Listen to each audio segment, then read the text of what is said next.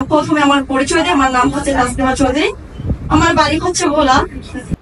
ইসমাইল হোসেন বাবুচাকে, যার সবচেয়ে বেশি অবদান, যার সবচেয়ে বেশি পরিশ্রম, যার সবচেয়ে বেশি সময়, আজকের দিনটা আমাকে এতটুকু নিয়ে আসা, আমি ছাড়ার জন্য সর্বোচ্চ একটা ভেঙেছে আশা করছি।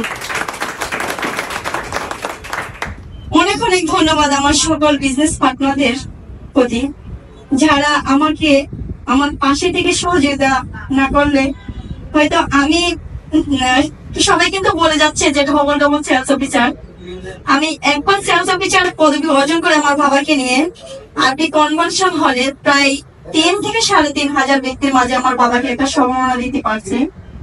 সেই সাথে আজকের যে সেন্টারটা ছিল, ওই সেন্টারটা আমি সেলস অফিসার অর্জন করে আজকে আমি আমার ছোট বোনকে নিয়ে কিছু না দিতে পারছি। ছোট বোন আমাকে একটা ফুল দিয়ে হলো ঘর করতে পারছে। একটা সময় আমার এটা বিশ্বাস ছিল না যে আসলে এখান থেকে কিছু হয়। কোন এক ইনভাইটে আপনারা যেমন এই কোম্পানিতে চলে আসছেন, সেভাবে আমি বলতে চাই মানে অনেক বলার। বিশেষ করে আমি যখন অ্যাক্সিডেন্টে কাজটা শুরু করি, এর আগে 2021 সালে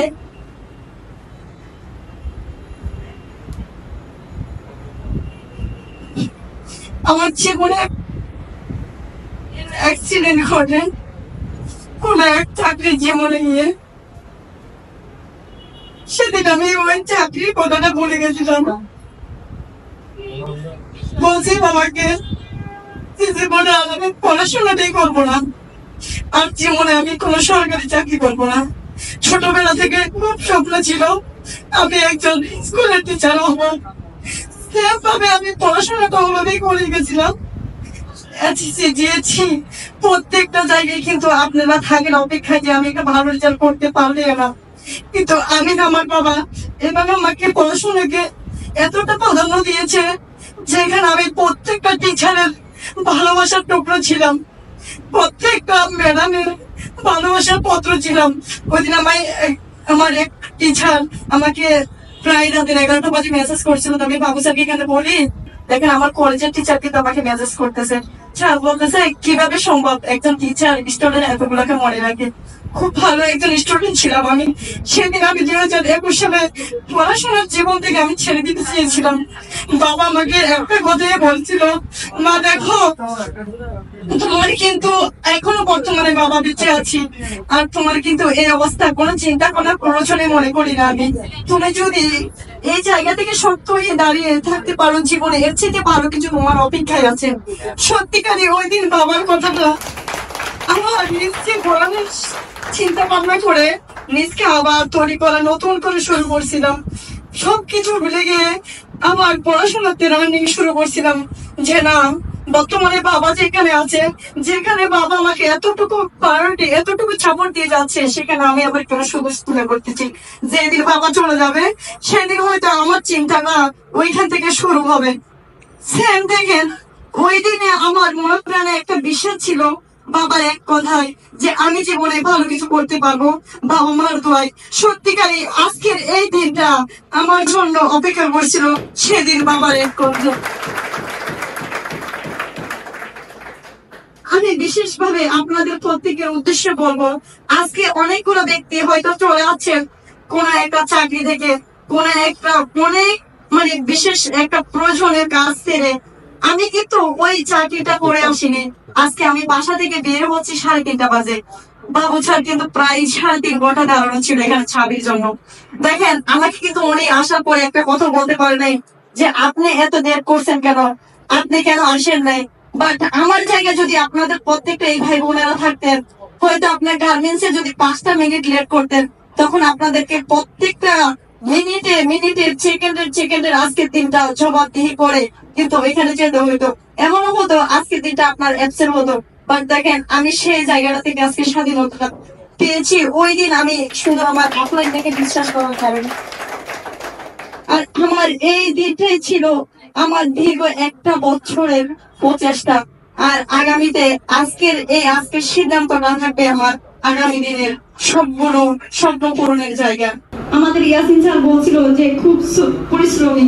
আমি এমনও দিন গেছে ভাই, এমনও দিন গেছে বোন, আমি শুধু এই দিনটার অপেক্ষায় ছিলাম যে আমি যদি আজকের দিনটা কষ্ট করি, আমি আগামী দিনটা খুব আরামে আর আমার সবচেয়ে মজাদায়ক ভাবে আমি শুরু করতে পারবো। আমি একটা সময় আপনাদের মতোই ছিলাম, স্টাডির পাশাপাশি আমি তার চাইতে 6 বছর 1 বছর কাজ না করে আমি দীর্ঘ 6 মাস প্রয়োজনে আমি রাস্তার মধ্যে দিন-রাত 24 ঘন্টা পরিশ্রম করবো, যাতে করে আমি পরের সময়গুলো আমি ভালোভাবে উপভোগ দিই, ভালোভাবে সময়টা মেনটেন করতে পারি। সত্যিকারে 6 থেকে 8টা মাস আমি রাতকে রাত বলি নাই, দিনকে দিন বলি নাই, ঘুমকে ঘুম বলি নাই, খাওয়াকে খাওয়া বলি নাই। অনেক বেশি পরিশ্রম করছি, যেটা আমার আপনার নিজেই বলতে পারবে। হয়তো আপনারা অনেকগুলো বিজনেস পার্টনার আমার সাথে আছেন, যারা আমার সাথে খুব বেশি ক্লোজ ফ্রেন্ডলি মিশি, সেই ব্যক্তিগুলো বলতে পারবো আসলে যে আজকে আমি যে কথাগুলো বলতেছি আসলে সত্যি বলতেছি নাকি সবকিছু ফলস বলতেছি। এমনও দিন গেছে অ্যাক্সিডেন্টের জন্য আমার শরীরটা এমনি কালো, আমার ভাইয়ের হাতে আমার এই কালো শরীরটা অনেক বেশি কালো করে ফেলেছিলাম শুধু অ্যাক্সিডেন্টের জন্য। সেদিন আমি সিদ্ধান্ত নিয়েছিলাম, নিজকে একটা চ্যালেঞ্জ করছিলাম, ভাইয়ের সাথে এমন একটা রাগ দেখাইছিলাম যে না, তোরা আমাকে যে যত কিছুই বলস, বাট আমি আমার সিদ্ধান্ত জায়গা থেকে এক পাও নড়াবো না। আমার ভাই আমাকে অ্যাক্সিডেন্টের জন্য কত কি মারা মারছিল সেদিন। আমি আপনারা হয়তো বলতেন যে আমার ভাই আমাকে এমন ভাবে মারছে, আমি অ্যাক্সিডেন্টের জন্য আর অ্যাক্সিডেন্টে যাবো না। অ্যাক্সিডেন্ট আমার এমন কি যে আমাকে এমন ভাবে মারার পর আমি অ্যাক্সিডেন্টকে ভালোবাসি। সত্যি আমার একটা চোখকে 4টা চোখ করছিলাম কান্না করতে করতে।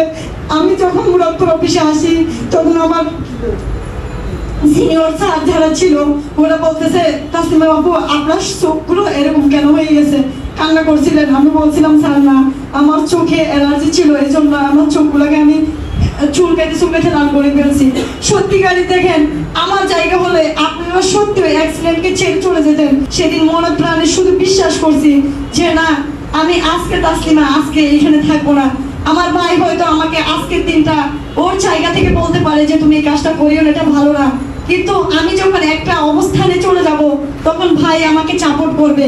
আজকের দিনটা হয়তো আমাকে ভাই বাধা দিচ্ছে, একটা সময় যখন আমার বাবা মা থাকবে না তখন ভাই নিজেও আমার দিকে তাকাবে না, বলবে তোমারটা তুমি করে খাও। সেই দিন আমি ওই সিদ্ধান্তটা আমার জায়গা থেকে এক বিন্দুও নাড়াচাড়া করিনি। আজকে ওই সিদ্ধান্তটা ধরে রাখতে পারছি বলে আমি যদি আপনাদেরকে বলতে যাই, আমি আমার এই অ্যাক্সিডেন্টের টাকা দিয়ে আমি নিজের ফ্যামিলি মেনটেন করি, আমি আমার নিজের পড়াশোনার লাইফ মেনটেন করি। কারণে আজকের দিনটা আমি এতটুকু উপভোগ করতে পারতেছি। আমি সবচেয়ে বেশি ওনার বাবুচারের প্রতি এতটুকু কৃতজ্ঞতা প্রকাশ করছি, যার সবচেয়ে অবদান আজকে আমার সবচেয়ে বেশি হেল্প করছিল। আপনারা আজকে 20 দিনে হয়তো কত টাকা আপনার ওভারটাইম পড়ে কতটুকু আপনারা আমি জানি না স্যালারি মাস শেষে মেনটেন করবেন। আল্লাহর রহমতে আপনাদের সকলের দোয়া, আপনাদের সকলের সহযোগিতা, আমার বাবা মার সহযোগিতা, আজকের এই 20 তারিখের মধ্যে আমি কিন্তু 100 টাকা প্লাস ইনকাম করে দিয়েছি। এটার জন্য মানে খারাপ বিহেভ শুনতে হয়নি, বাট নিজের ইচ্ছা মতো যাচ্ছি, নিজের ইচ্ছা মতো আসতেছি। এই সবচেয়ে বেশি অবদান ছিল আজকের অ্যাক্সিডেন্ট ঘিরে। তো সবচেয়ে বড় সাহসী, তার চেয়ে বড় সাহসী আমি তাসলিমা চৌধুরী। কারণ অ্যাক্সিডেন্টে কাজ করি শুধু আমার কলিজাটা ছোট নিয়ে না, বিশাল বড় কলিজা নিয়ে। আমার সাথে যারা আছে প্রত্যেকটা ব্যক্তিকে আমার সাফল্য করে দেওয়ার দায়িত্ব। মাসের 14 তারিখে আমি আমার প্রথম চ্যালেঞ্জ অফিসারটা ক্লোজ করি। আমি কিন্তু তখন একটা কক্সবাজার ভ্রমণ অ্যাচিভ করি। এরপরে পরে কিন্তু আমি কাপ্তাই রাঙামাটি অ্যাচিভ করি। ধ্যান গিয়ে আমাদের গত মাসে নভেম্বরের 27 তারিখে একটা অফার দিয়েছিল, ওই অফারটা থেকে কিন্তু আমি কক্সবাজার অ্যাচিভ করি। অনেকগুলো ব্যক্তি আছে এই কোম্পানিতে নতুন এসে বলে যে আমাকে মা করতে দিচ্ছে না, কাজটা বাবা করতে দিচ্ছে না। সেই বাধাগুলো আমার জীবনে আসছিল, আর ওই বাধাগুলো কিন্তু আমি অনেক বেশি আমি ওই বাধাগুলো অতিক্রম করার কারণে আজকের এই দিনটা আমার জন্য অপেক্ষায় ছিল। আমি বিলগিসের একটা কথা বলে শেষ করবো, একটা কাজ করতে গেলে আপনাকে অনেকগুলো ব্যক্তি ভালোবাসবে, আর ওই ভালোবাসা হচ্ছে আপনার জীবনের সমর্থন। আর অনেকগুলো ব্যক্তি আপনাকে খারাপ ভাবে দেখবে, সেটা ছিল আপনার শিক্ষা। কারণ আপনাকে ভালো না বাসলে আপনি হয়তো সমর্থনটা অর্জন করতে পারতেন না। সেভাবে আপনাকে যদি খারাপভাবে না দেখতো তাহলে ওর জায়গা থেকে অনেক কিছু আপনার শেখার ছিল, সেই জিনিসগুলো শিখতে পারতেন না। তাই আমি আপনাদের প্রত্যেকের উদ্দেশ্য বলবো, এখানে আমার অনুভূতি এখানে শেষ করলাম। মাই লাভ বাংলাদেশ, মাই লাভ এক্সিলেন্ট ওয়ার্ল্ড। সব ধন্যবাদ সবাইকে। অনেক অনেক ধন্যবাদ। ভিডিওটি ভালো লাগলে লাইক, কমেন্ট, শেয়ার করুন। ধন্যবাদ। আসসালামু আলাইকুম।